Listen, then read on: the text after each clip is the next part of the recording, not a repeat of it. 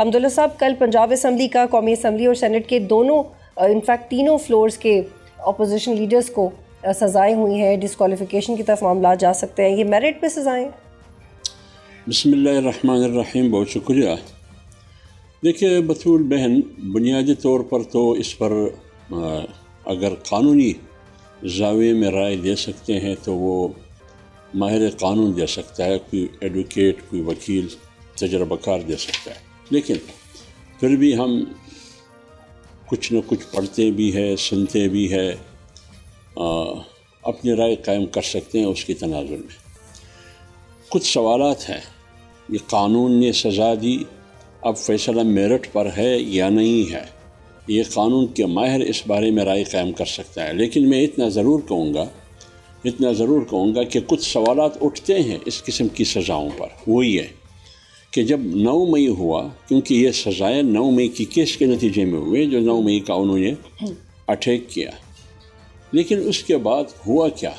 کچھ لوگوں نے پریس کانفرنس کی، کچھ لوگ خاموش ہو گئے، کچھ لوگ مفرور ہو گئے، کچھ لوگ اشارے کے مطابق ان پارٹیوں میں چلے گئے جو منظور نظر پارٹیاں تھیں، وہ سارے معاف کیے گئے۔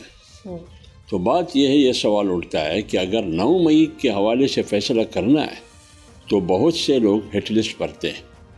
اس لسٹ پر تھے جو سزا کے مستحق تھے، لیکن اس کو معاف کیا گیا پریس کانفرنس کے ذریعے، یا اس کو اس لیے معاف کیا گیا کہ انہوں نے پی ٹی آئی چھوڑ کے خاموش بیٹھ گئے، یا انہوں نے کوئی اور نئی جیسے استحکام پارٹی نئی پارٹی بنائی، یا ملک سے باہر ہو گئے، یا مفرور ہو گئے، ان کو ہاتھ نہیں لگایا گیا۔ اس حوالے سے یہ سوالات اٹھتے ہیں کہ پھر یہ کس قسم کی سزا ہے کہ کچھ کو تو معاف کیا گیا، بالکل، کچھ کے کیوں معاف کیا گیا؟ کیا بنیاد وہ پریس کانفرنس بنی،